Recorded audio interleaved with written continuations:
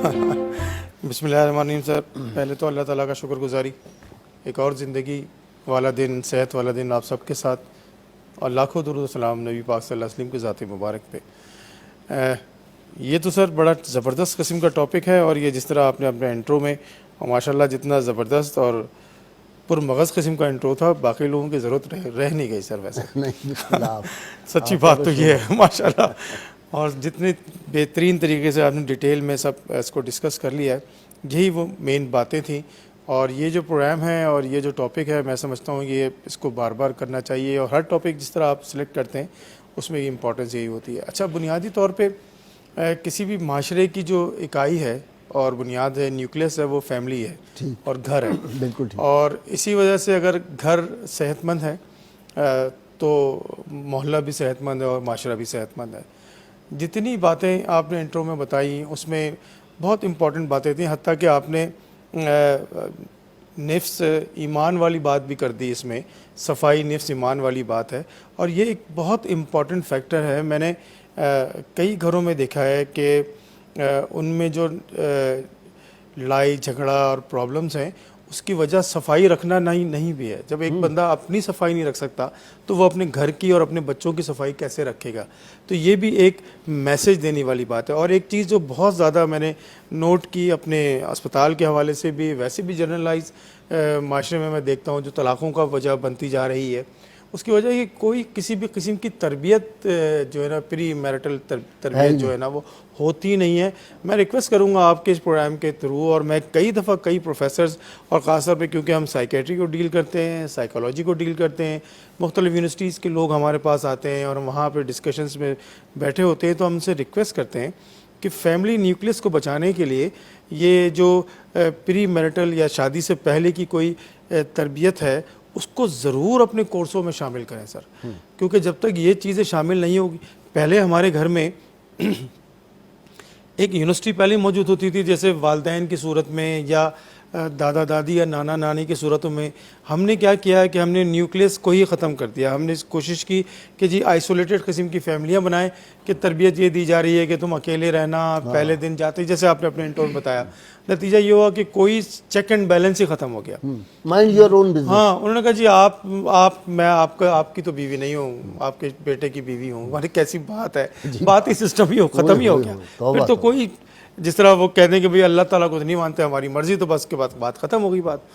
تو یہ اس طرح کی تربیت گاہ جب ختم ہو گئی گھر سے, جب ہم نے گھر کا ایک امام اس کو ہٹا دیا اور ہم نے ایک اپنے خانقاہی نظام کو ختم کر دیا, جہاں ایک بزرگ ہوتا تھا اور وہ اس سے لوگ مشورے لیتے تھے, نتیجہ یہ ہوا کہ پھر خودکشیاں ہونے لگیں, نتیجہ یہ ہوا کہ طلاقیں ہونے لگیں, نتیجہ یہ ہوا کہ ایک مشکل زندگی ہم گزارتے رہے. اگر گزار بھی رہے ہیں تو ایسی خطرناک زندگی گزار رہے ہیں کہ بچے ذہنی مریض پیدا ہو رہے ہیں, کیونکہ بچے دیکھ رہے ہیں ہوتے ہوئے کہ جو کانفلکٹس ہیں ماں باپ میں.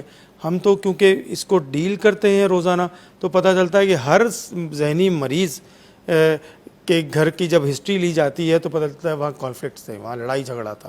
تو وہ جب اگر ہوگا تو پھر ذہنی مریض معاشرہ ہی بنے گا. بچے وہی نکل رہے ہیں, معاشرہ وہی, آپ پڑھا لیں ان کو, ان کی شادیاں کر دیں, لیکن وہ ہیں ذہنی مرض میں مبتلا.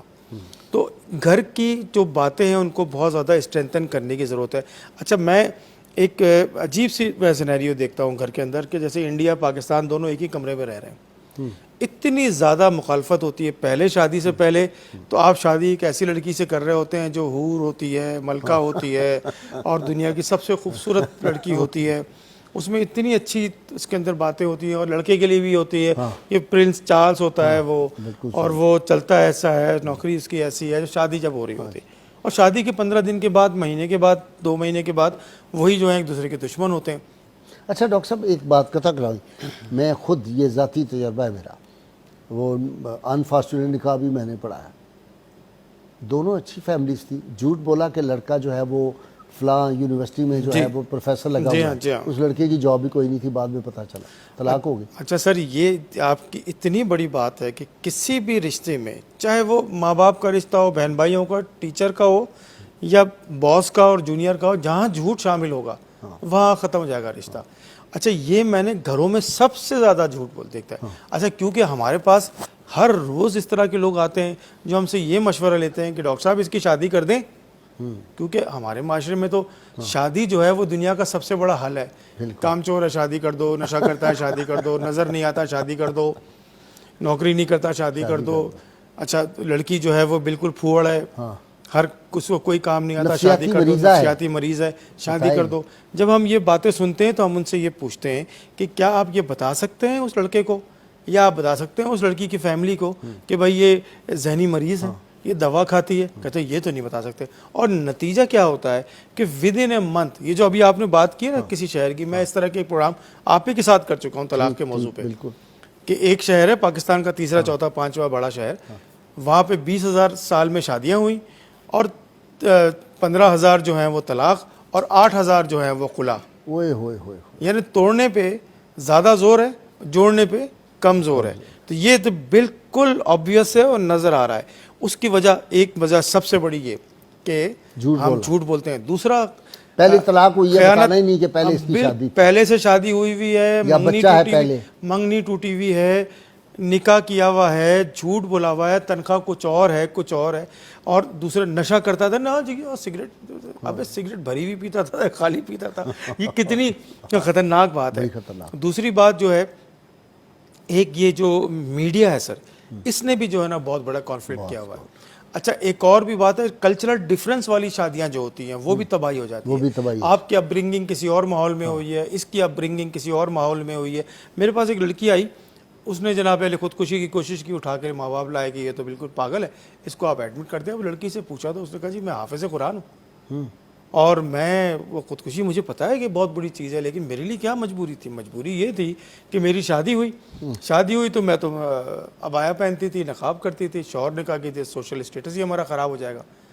تو پبلکلی میرے جو ہے نا منہ سے جو ہے نا وہ چادر ہٹائی گئی, کھینچا گیا اور مجھے اس طرح ہیوملیٹ کیا گیا. میں گھر گئی تو میرے ماں باپ کہتے ہیں واپس جاؤ, تمہاری میت وہیں سے نکلے گی.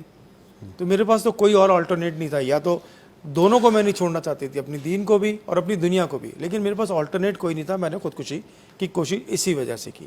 دوسرا یہ بھی تھا کہ زبردستی تم برقع پہنو. اچھا دوسرا یہ بھی ہے کہ برقع بھی پہنو, اور دوسرا یہ ہے کہ میری مرضی کے بغیر گھر سے پیر نکالو, کسی رشتہ دار سے بھی نہیں ملنا, ٹانگ کاٹ دی جائے گی, ہاتھ کاٹ دیا جائے گا. اب وہ اتنی اسٹریس کے اندر رہنا. پھر ایک اور بھی سب سے بڑا چکر ہے کہ شک و شبہ, جو ایک پیتھولوجیکل جیلسی بھی ہے. یہ اتنی خطرناک بات ہے. میں آپ کو ایک چھوٹی سی مثال دے دوں شک و شبے والی, ذہنی مرض کا. بالکل اچھی فیملی اور بہت پاکستان کی نامور فیملی. وہ جناب علی امریکہ میں ڈائریکٹر تھا بندہ, اس کو ایک شک ہونا شروع ہو گیا. بعد میں پتہ چلا کہ وہ سائیکیٹرک, کہ یہ پردہ ہلتا ہے نا تو کوئی میری بیٹی سے ملنے آتا ہے. استغفر اللہ. انہوں نے محترم نے کیا کیا, بیوی اور بیٹی کی دونوں کی گردنیں کاٹ دی. اس کی وجہ وہی آئسولیشن و رہنا, اکیلا کہیں اور چلے گئے, بڑے ہوتے بزرگ ہوتے تو وہ وہاں پہ نتیجہ یہ ہوا کہ باقی زندگی فاؤنٹین ہاؤس جیسے اداروں میں اس کی زندگی گزری اس بندے کی. تو کہنے کا مقصد ہے کہ جب تک آپ اپنی فیملی سسٹم کو اسٹرینتھن نہیں کریں گے. اچھا میں نے ایک اور بھی چیز دیکھی ہے سر, کہ مقابلہ, میاں بیوی ایک دوسرے کا مقابلہ کرنا شروع کر دیتے ہیں. بھائی ایک ادارہ ہے پاکستان میں جس کو میں پراؤڈلی ہم یہ سمجھتے ہیں کہ وہ بڑا ڈسپلن ادارہ ہے, اس کا نام ہے آرمی. وہاں پہ ڈسپلن ہونے کی وجہ کیا ہے کہ بھائی وہ بڑے کی بات مانتے ہیں. وہ کہتے تھے چھلانگ لگا دو, لگائیں گے. انہوں نے کہا جی اس کو مار دو, مار دیں گے. مطلب ان کی جو آرڈر ہے اس کو انہوں نے اوبے کرنا ہے کسی حال میں, چاہے آپ کو اندازہ ہو کہ یہ بات غلط کہہ رہا ہے میرا باس, کرنا ہے. یہی سسٹم اگر گھر میں موجود ہے کہ دادا اگر اپنے بیٹے کو کہہ رہا ہے تو وہ اس کو ماننا ہے.